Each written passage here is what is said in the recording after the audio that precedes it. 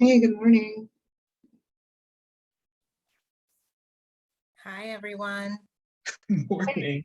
So No. looks like everyone is Kendra this morning. We have three Kendras on the line. So if we could go ahead and rename ourselves, that'd be great.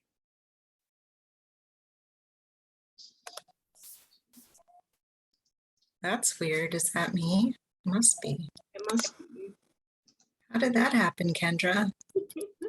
I think I had a personalized link, I guess. Oh, yeah. Sorry. Okay. Let me rename Kendra, myself. I used your link too. Wait, let's see. This is funny. And I'll be right back.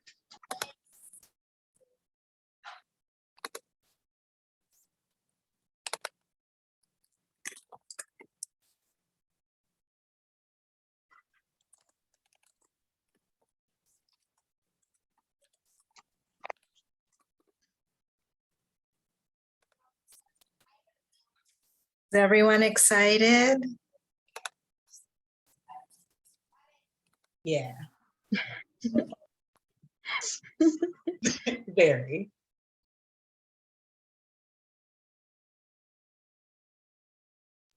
Sorry, y'all, I just have to figure out my virtual background.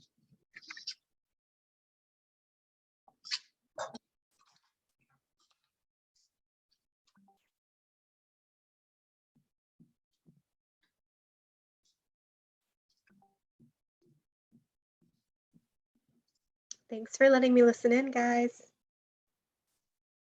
Yeah, absolutely.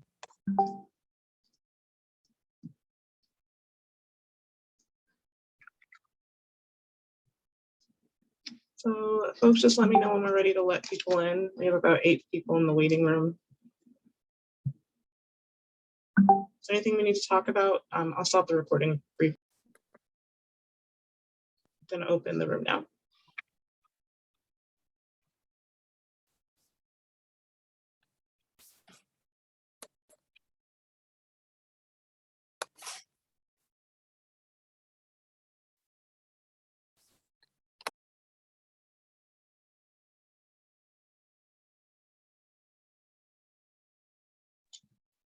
Good afternoon, everyone. Thank you for joining. We're going to give it maybe 2 more minutes to make sure we have everyone, give everyone time to join our session here, but we'll be starting in about 2 minutes.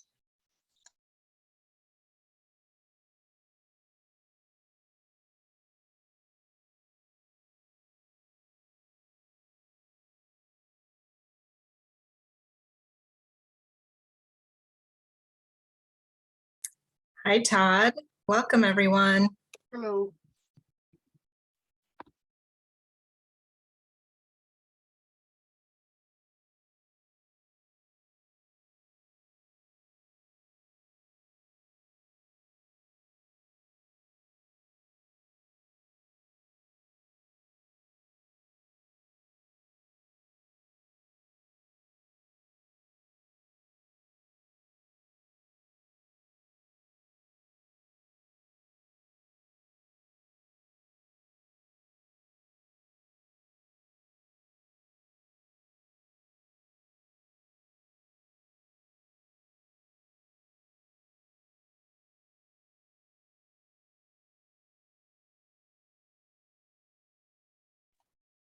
All right, I think now is a good time to start. So welcome to the Institute for Sustainable Communities Partnership for Resilience Communities RFP webinar. My name is Kendra Norell, and I'm a program officer with the Institute for Sustainable Communities.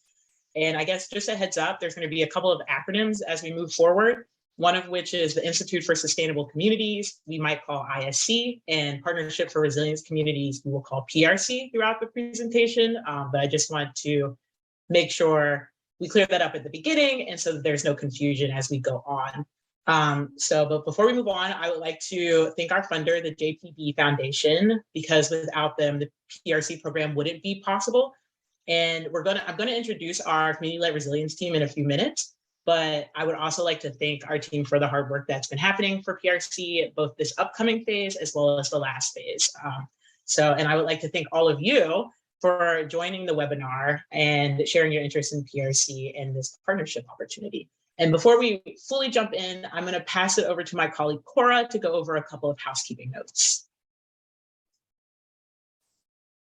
Hey everyone, thank you so much for lending your time and your energy this morning. I'm on Pacific time, so it's the morning for me.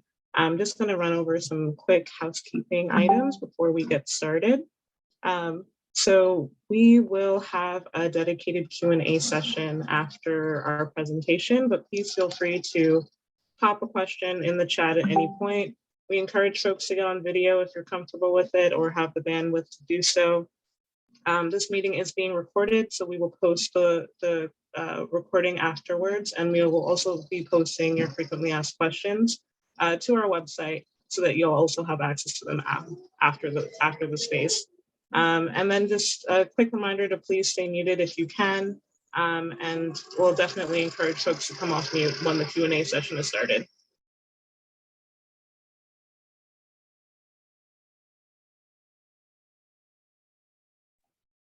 Great, thanks. Cora, can you put up the presentation? Sure.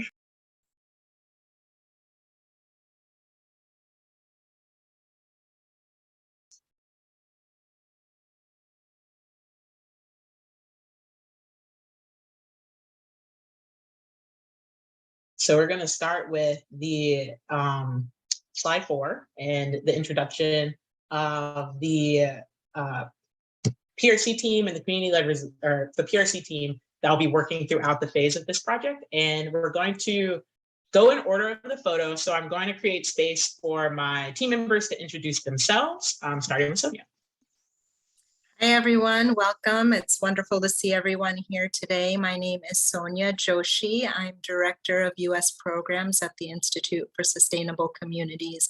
And in regards to PRC, the Partnership for Resilient Communities, I will be one of the support people supporting all of these folks that are listed here, in particular, Kendra Norrell, who will be leading PRC. So I'll pass it to Kendra. Yes, hi again. I'm Kendra Norrell, Program Officer with ISC, and will be leading the PRC program. And I am located in Richmond, Virginia, and my pronouns are she, her. And I will pass it over to Angel. Hi, everyone. Welcome. My name is Angel Easton, and I'm the Program and Operations Manager for our U.S. program team. And I will be supporting the PRC team generally on the back end as it relates to event planning and different things like that. So super excited to see you all here today. And I will pass it along to my colleague, Cora. Hi everyone, I'm Cora Martin. I'm based in Los Angeles, California. My pronouns are she, they, and I am the Program and Research Assistant for PRC. So I will be supporting a lot of the logistical and technical aspects of this program, and I look forward to working with y'all in the future. And we have some colleagues that couldn't be here this morning. Brianna Edwards, who is our Communication Officer, Crystal Rose Agu, who is our Strategic Communication Manager, and our Vice President of Global Programs, Trina Malik. So we will continue on in their stead. Yeah, thanks everyone.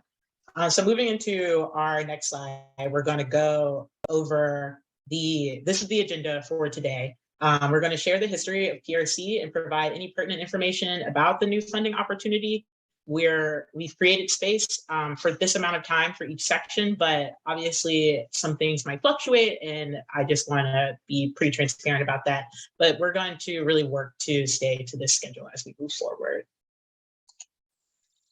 So moving into the introduction, we'll begin the informational portion of the webinar. And I wanted to remind everyone that if you have any questions, please enter them into the questions box during the presentation, and we will get to them during the Q&A session.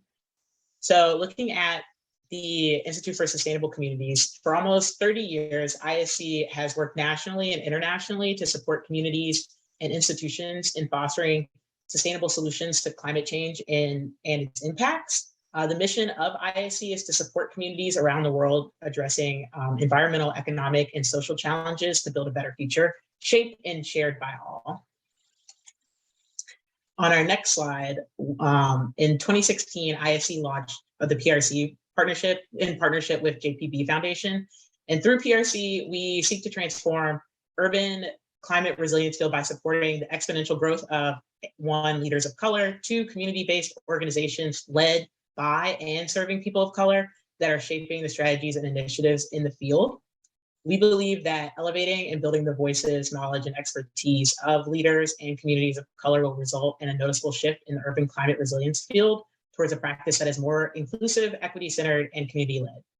For this reason, the PRC focuses on the building the capacity and influence of our partners, assisting them not only in strengthening their organizations and developing sustainable strategies, but also in building their networks and visibility through peer learning and sharing their practices, models, and lessons learned on a national scale. When we look at what we've experienced in the past, on the next slide, our PRC partners have led great and diverse projects. The projects meet the priorities of each individual community. So a lot of these, while they may seem similar to each other, are going to have some differences just based on the needs of each community. And if you're looking for mentors and networking opportunities, those that have experienced the PRC programs, here are some examples of the projects that we've had in the past. And so that's solar community resilience hubs, workforce development, and green infrastructure. These could be great concepts that you can lead with in your PRC application, but would like to really emphasize that you need to look at your community priorities and not just what our partners have done in the past. So on our next slide, we have some project examples of what could meet the requirements for the PRC application that we've not seen in previous projects. So we're also interested in projects that focus on land use, increase Black and Brown sustainable land ownership, and projects that impact public health and more. So don't feel limited to what you've seen from our previous PRC partners, but really focus on what priorities your organization and your community are leading with. So before moving forward, I would like to check in and see if there's anything that the team would like to add to what's been shared so far.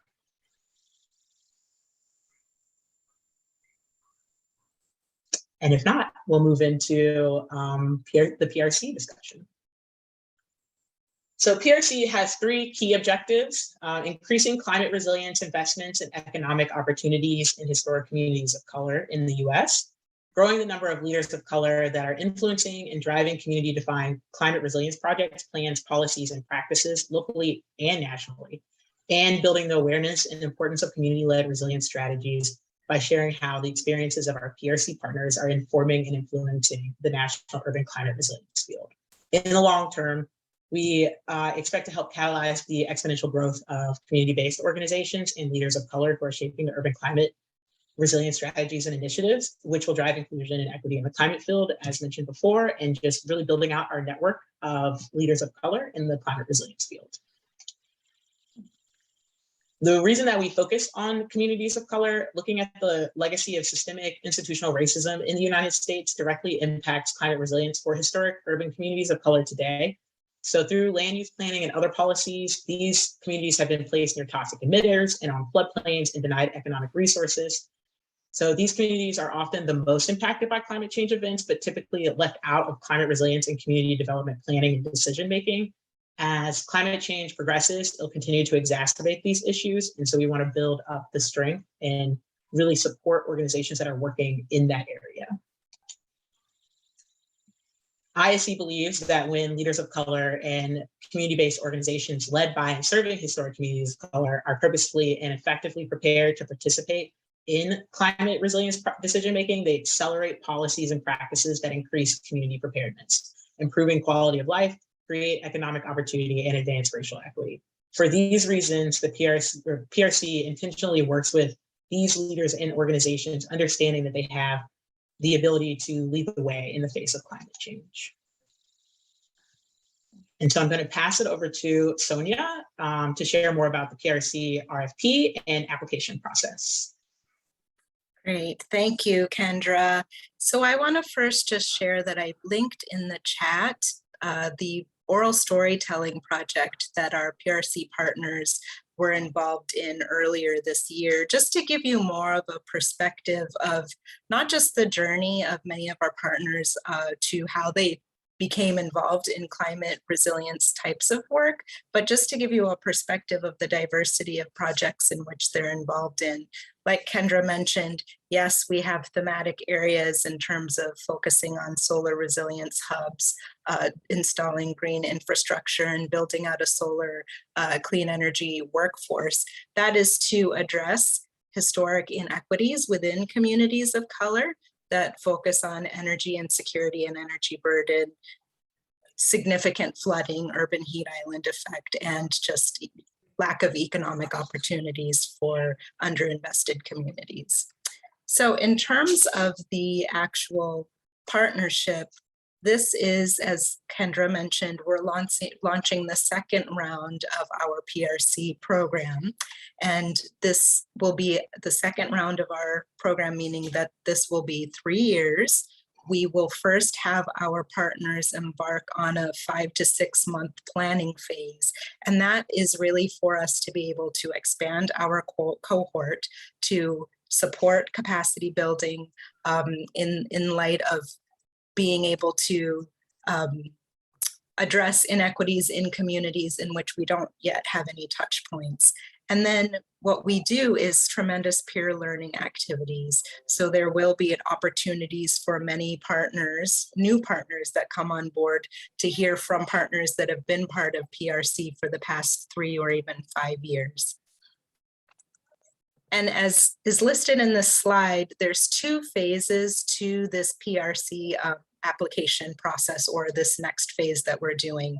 The first phase is the planning grant period, which is 5 months. So we will be awarding 4 to 6 awards of $25,000. And that is to support new partners in developing their 2-year implementation plan to address those projects within their communities. So focused on community resilience building strategies that are focused on, as listed here, community engagement in regard and education in regards to climate change and resilience, building the capacity of leaders of color to influence local climate policies and practices, and then increasing the resilience of the physical environment. So as I mentioned, those communities that are energy insecure are affected by significant flooding, regular flooding, and urban heat islands. So through the installation of green infrastructure and through clean energy. So after that 5-month planning phase, then we will move to the second phase, which is the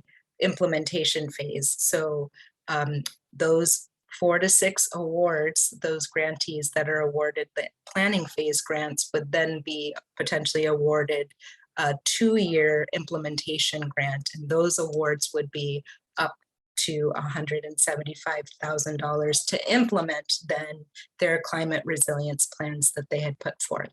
I want to reiterate that those folks that would be awarded the phase 2 implementation grants would be those that were awarded the planning grant. So it wouldn't be new grantees that would be awarded that.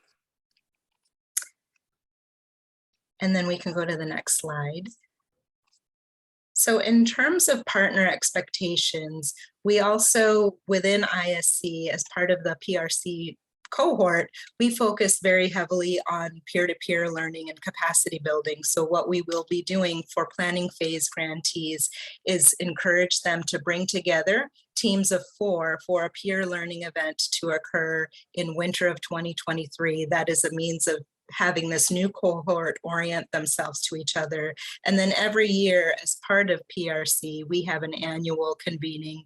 We had one in April in New Orleans. Our wonderful hosts, Angela Chalk, Todd Reynolds, we have a number of folks. Kimberly Doley is here from our amazing New Orleans team, who were gracious in allowing us to visit some of the green infrastructure installations that they have in New Orleans. So that will be an opportunity in spring of 2023 for new grantees to then be able to see the larger and meet with the larger cohort and have quite a few technical assistance sessions, capacity building, all of that. So throughout the PRC 3-year program, it won't just be implementing your projects, but we provide quarterly technical assistance and capacity building offerings, peer learning events, as well as tailored technical assistance and strategic planning that we do at ISC specific to the needs of our partners.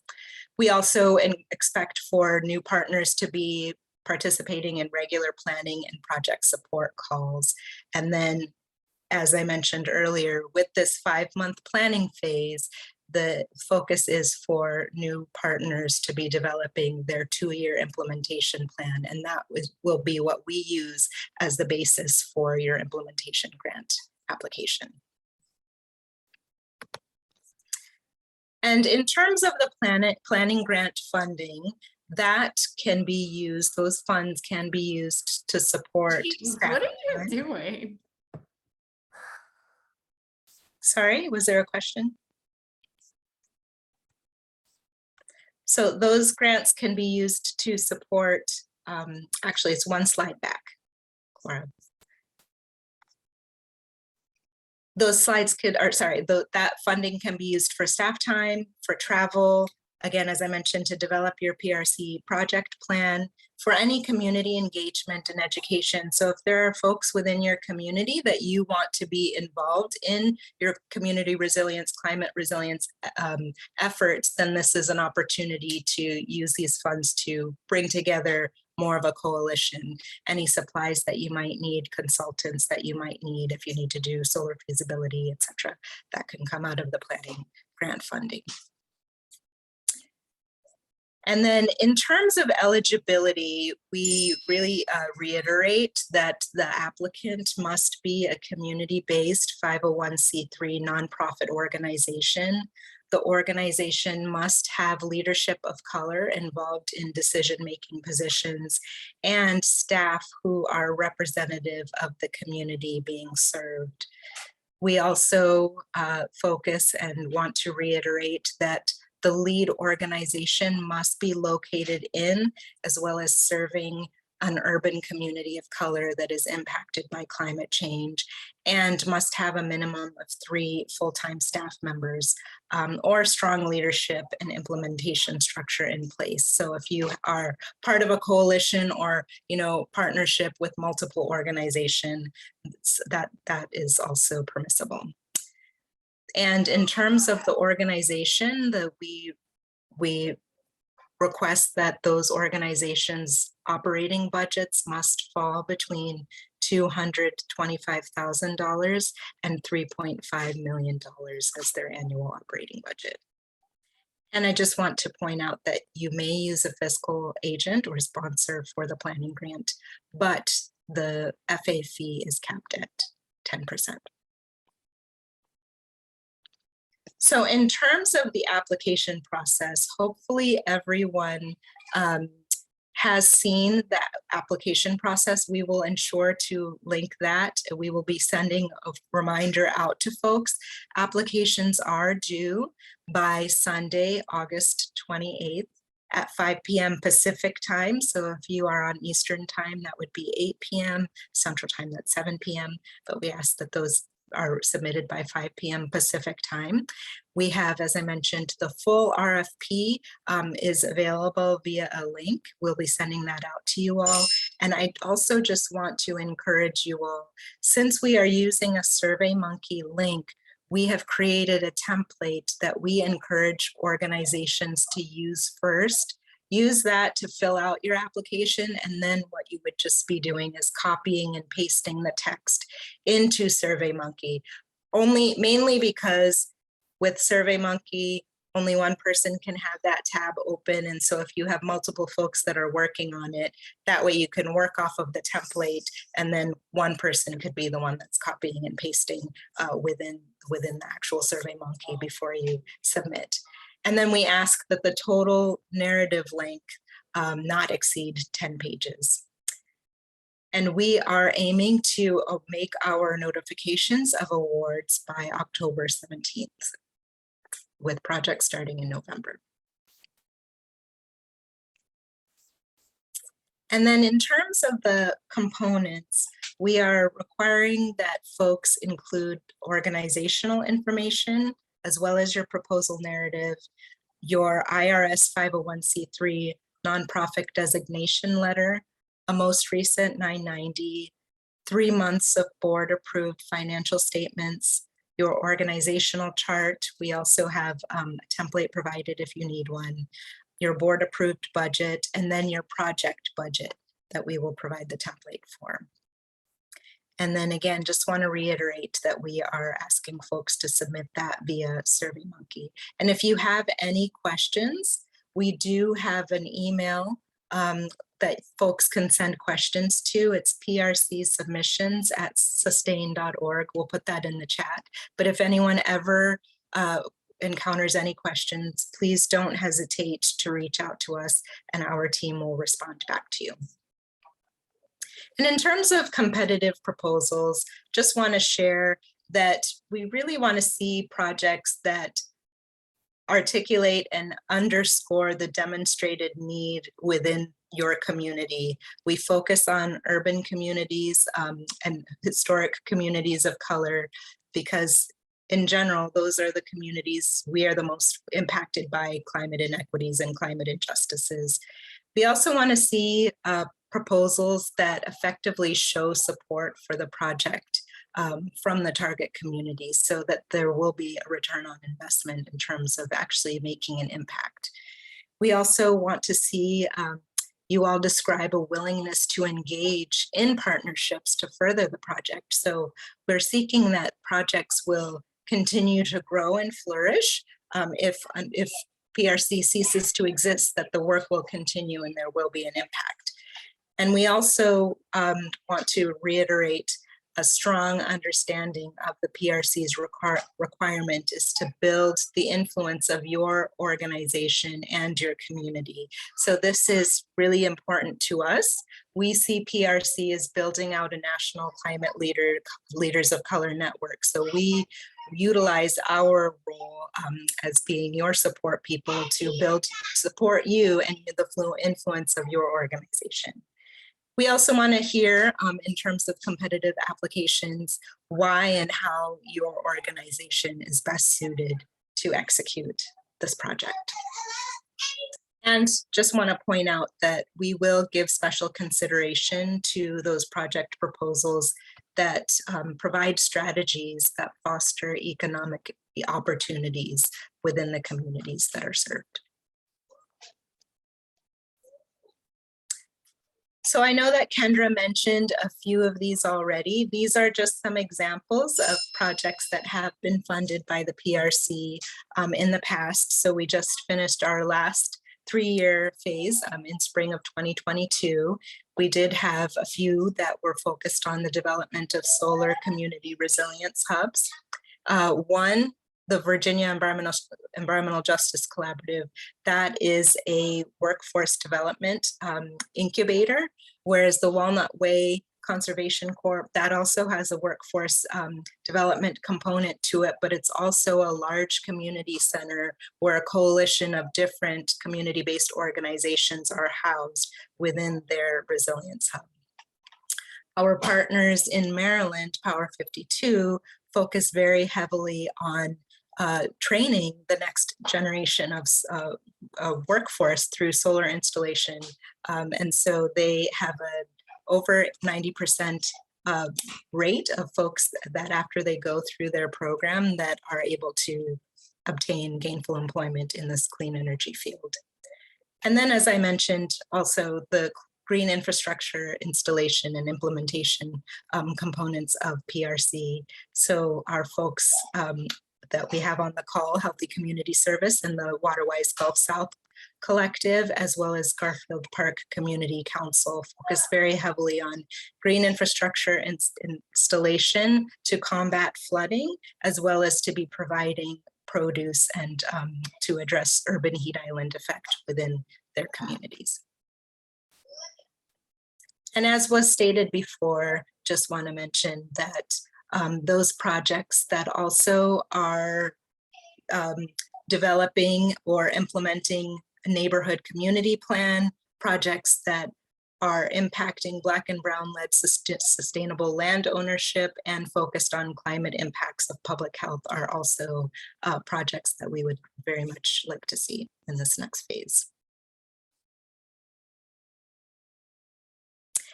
So in terms of those proposals that are ineligible or would lead to disqualification, just want to mention that we will not be considering proposals that exceed the 10-page limit. If you are missing any of those attachments, that is a disqualification. If you are not a community-based 501c3 nonprofit organization, that is also renders you ineligible. I know that there was a question previously that we received if local governments can participate. Well, what I'll say is that local governments can participate as collaborators, but the lead organization must be a 501c3 nonprofit organization that is people of color led and serving people of color. So if your organization has no leadership of color or does not serve communities of color, then that also renders you ineligible. And then we also are wanting folks to projects that are addressing any elements of green infrastructure or clean energy. So if the projects are not focused on that, then that is also renders your application ineligible.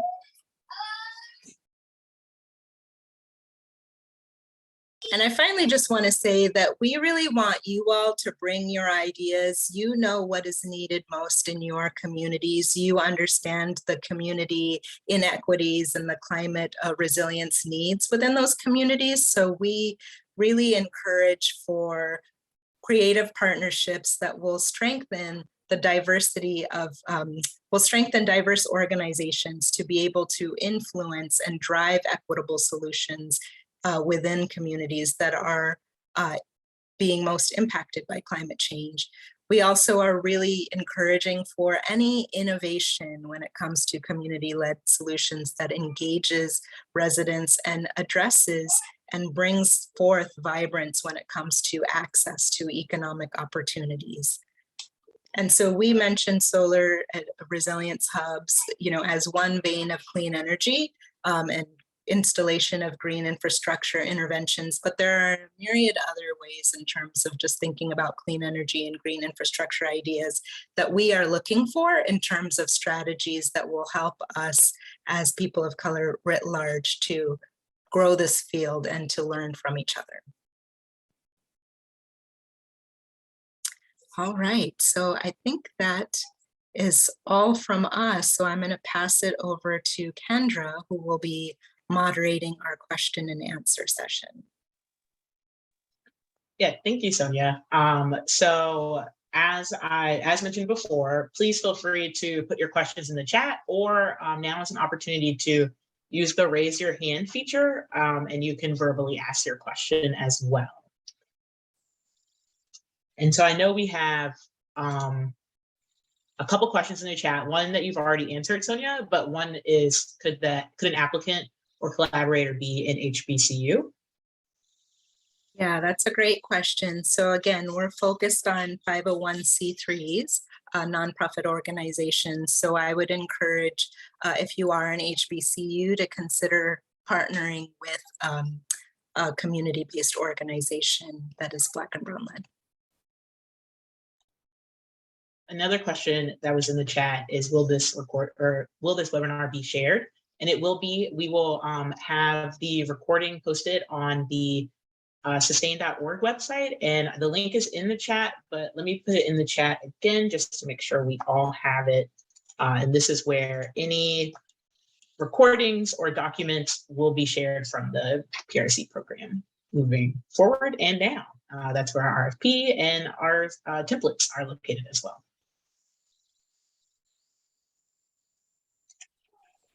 Sorry, go ahead. Go ahead. So just before the webinar began, we received a few questions. So I just want to answer those questions. And then I see that Taryn has a question as well. So one of the questions we received was, is this only a 5-month, 25,000 grant, or is that the launching pad for a full PRC grant? So that is the planning grant is the 25,000. And that is what we see as the launching pad for those organizations to then participate in the implementation phase. Taryn, go ahead with your question. Yeah, my question is very much related to that. So what is the timeline again for the planning grant? And then if you receive the implementation grant, like when does that period of time start again? Yeah, so we are anticipating that planning grants would start in November. We're going to be making our award notifications by October 17th. And then following that, it would be March, then will we be moving from planning to implementation of 2023. Okay, thank you. Mr. Todd. Hey, thank you, Sonia. My question is, can these grant funds use to bolster or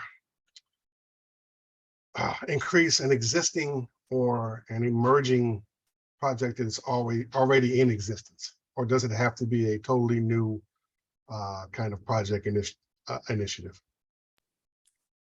Yeah, that's a great question. So I would say that we certainly understand that funding is limited for many of these types of issues. So if this would be bolstering or allowing for opportunities to be scaling up the work or adding a new element to the work, then that would be okay.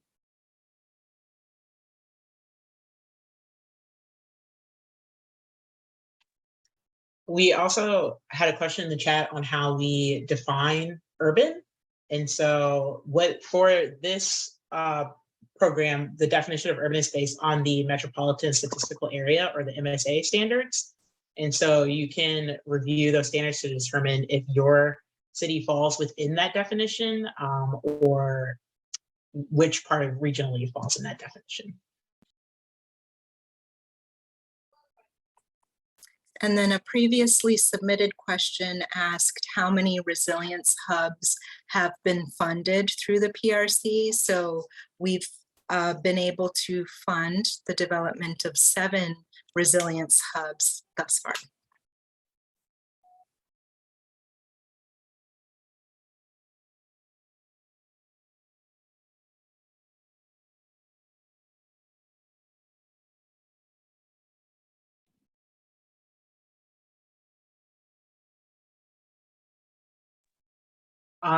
For MSA definitions, one good place to identify is census.gov.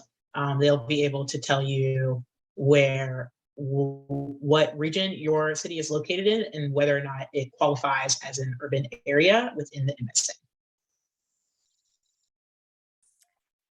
Yeah, there was a question in the chat about any regional focus. So what I will say is that currently with PRC, we have 10 partners located in 9 states.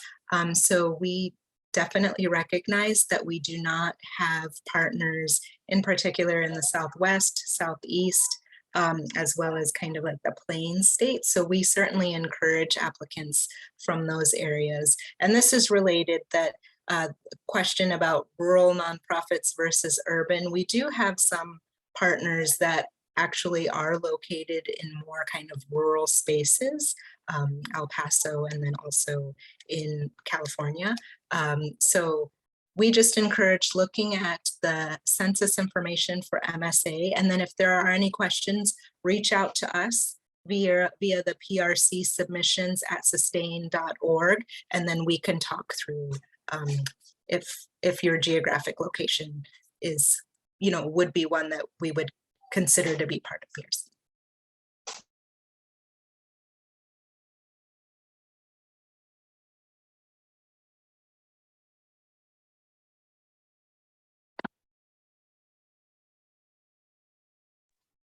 Please go ahead, Todd Reynolds. Oh, thanks. Once again, when we're talking about resilience hubs, is there or do you have a standard definition, or is it a broad-based definition of what kind of things comprise your resilience hub? Yeah, we generally utilize a lot of the frameworks that the Urban Sustainability Directors Networks use for resilience hubs. However, each community is different, so we certainly lead by what the community org in the community sees as the hub that needs to be developed. So for some of our partners, they've been able to build a new building. For others, they were able to retrofit abandoned building within their community. Others utilized their office space and then converted that to be a solar community resilience hub. So it really varies. But again, if there are any questions about that, we can talk more in detail via the PRC submissions at sustain.org email.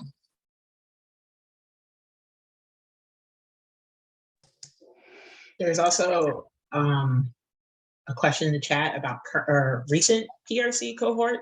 And each organization has received an email from me on what steps that they have to take to move forward into the next phase of this process. And we're looking for expansion on their projects, which is why we're asking for 24 months of activity.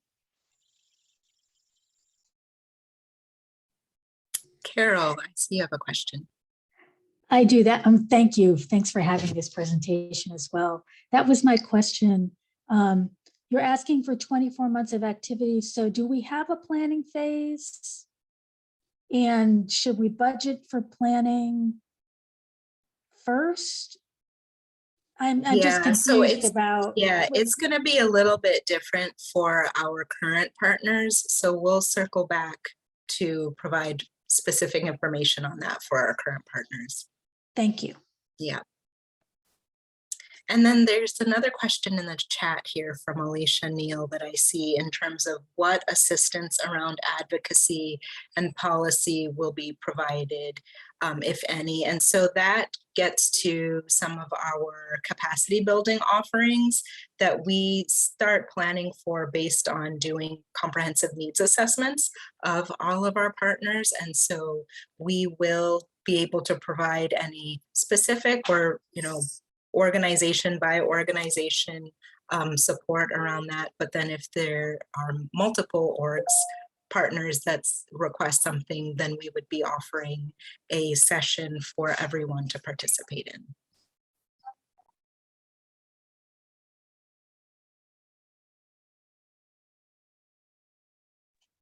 Another question in the chat is the regional projects. As long as the lead organization is led by people of color and a 501c3 meets all the requirements listed, I think that depending on how the project is shared with us in the application period, that would be a regional project is acceptable. But if there's any specific questions you have, once again, you can reach out to the email address that we shared, and we'll be happy to answer those on a more specific level.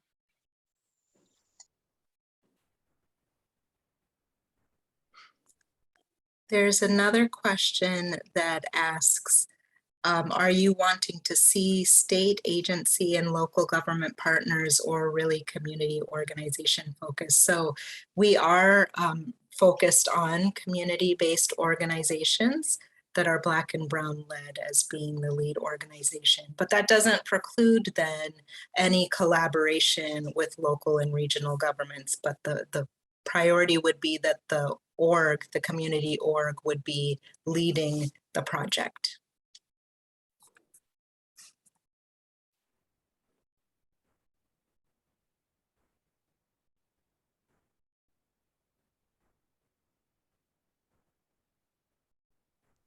There's also another question on funding for workforce development for weatherization programs. As long as the program also has a tie to potentially clean energy or green infrastructure, that would also be a way to move into this process as well.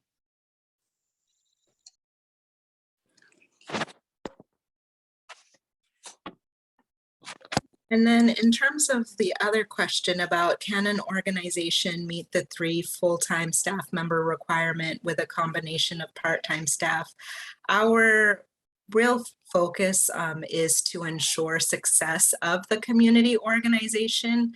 Our role that we see is to build capacity of organizations. And so we just want to ensure that the work gets, the projects get implemented. So happy to talk more offline if you want to send us an email. But we do have the requirement of 3 full-time staff members because based on our experience, it's just really for the capacity of the organization to be able to participate in the webinars, implement their projects, just to be involved actively in the cohort and the peer learning aspects. That's why we put in the 3 full-time staff member requirement.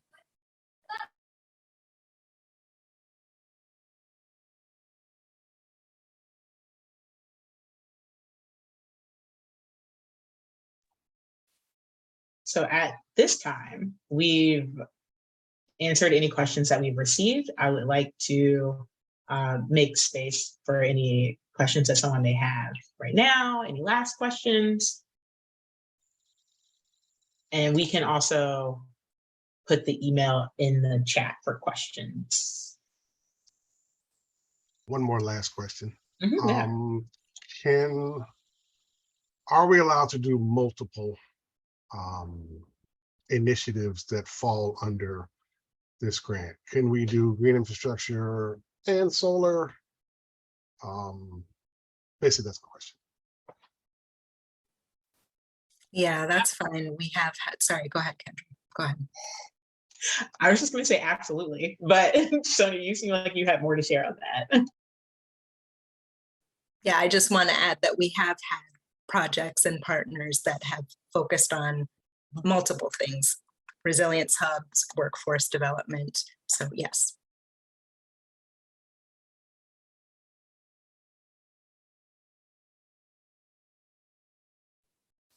I also want to encourage, we do have some of our current partners here. If any of you are interested in giving your perspective on being part of PRC. I can call names if I need to.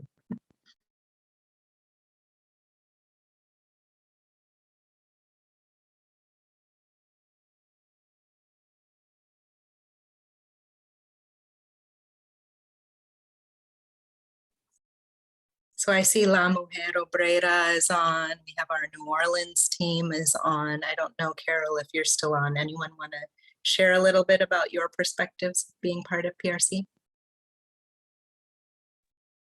Okay, I'll go ahead. Because I did put in the chat earlier, this is Angela Chalk with Healthy Community Services in New Orleans. And so being a partner with PRC and the networks, it has been the most rewarding experience because we share information with each other. We learn and we've grown together with each other as this cohort has proceeded. And so these are not just experiences for a one and done. These are lifetime experiences that we carry with each other, and a greater respect for the work that all of us do. And if not for the PRC, we would not have been able to build our capacity to build the influence that we have nationally and now internationally. So thank you to the ISC team for all that you do. Hey everyone, Semeli de Aslan with La Mujer Obrera in El Paso, Texas. Sorry, I have COVID right now, so I'm not really, I'm not gonna turn on my camera. I'm working from home, or at least listening in from home. But I was at the New Orleans convening, which I think it was my first convening with PRC. And, just I learned a lot being in that convening. I think that we really, what I got from this conversation was like, there's that learning phase is so super important. And I think what was important for us was we're so embedded with the community that walking with the community also means waiting for the community, right? But pushing and inspiring and learning together is the most important part, right? So they're not waiting too long. And so I really appreciate the patience and the listening that has occurred with PRC. We sort of had a lot of questions because we are a desert community, right? And trying to figure out what green infrastructure looks like. Also celebrating the fact that many of our low-income residents have little green infrastructures in their houses, and how we could learn from them and teach out. But I think that component of really being a supporter to getting our name and solidifying our intention, PRC has been great in helping us do that. We've really moved the marker in our community as far as recognizing that we, brown, poor people of color, have a lot to contribute to the conversation. We are not just victims to climate change and the polluters, but we're advocates and we're active in creating that change, and we always have been. And so having that support and moving the needle so that people recognize that there is value in our community has been great. And we were just recently awarded and recognized as a Justice 40 organization. So we hope that that collaboration really fosters what we have here with PRC. Thank you.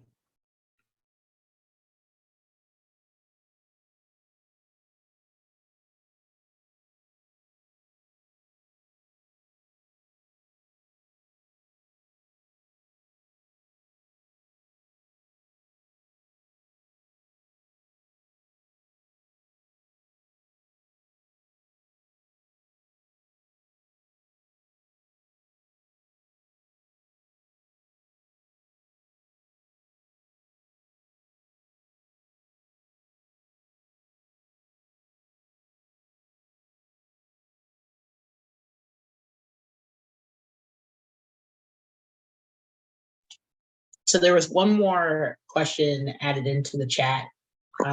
Do we have any technical assistance available for community-based organizations that want to apply but are working to get all the materials required? Please send us an email to PRC submissions, and we can talk about that in more detail.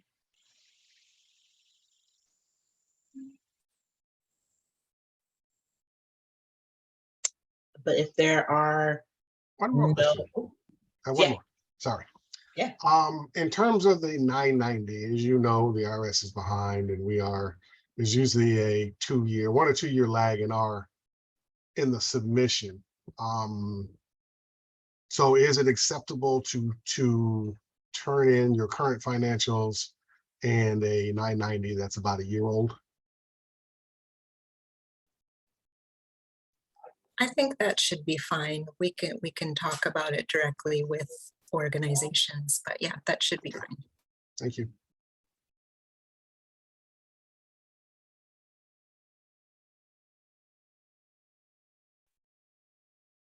And I will also share that all of these questions will be posted on our FAQ on the website. So you'll be able to go through these again, see the answers. Hopefully for some of the questions that may require links, we'll be able to provide a couple of links to help answer that as well.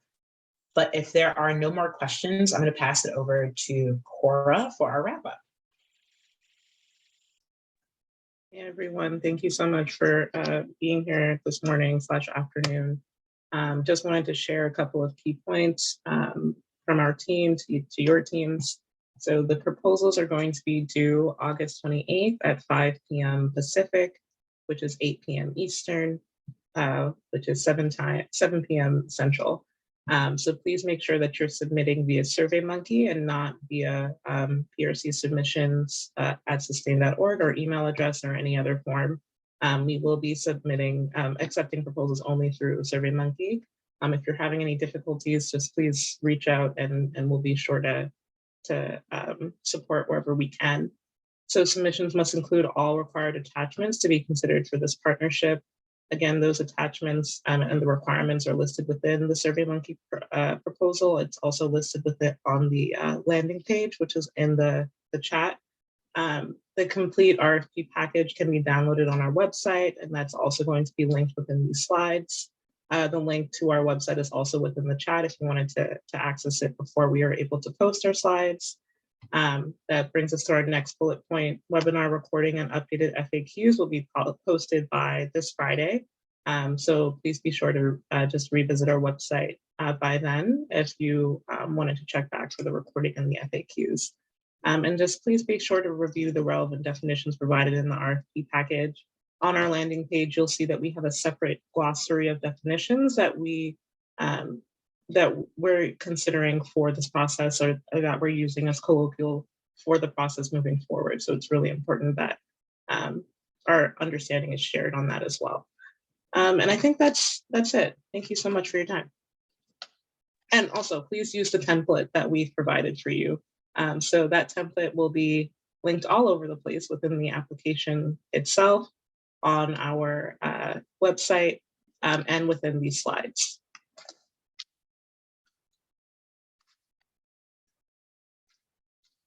Yeah, before closing the webinar, I want to make sure that I thank everyone on the PRC team for all the hard work and support on this presentation. And I would also like to thank all of you for joining us and engaging with us throughout this presentation, and good luck on your applications. And we really look forward to reading your proposals.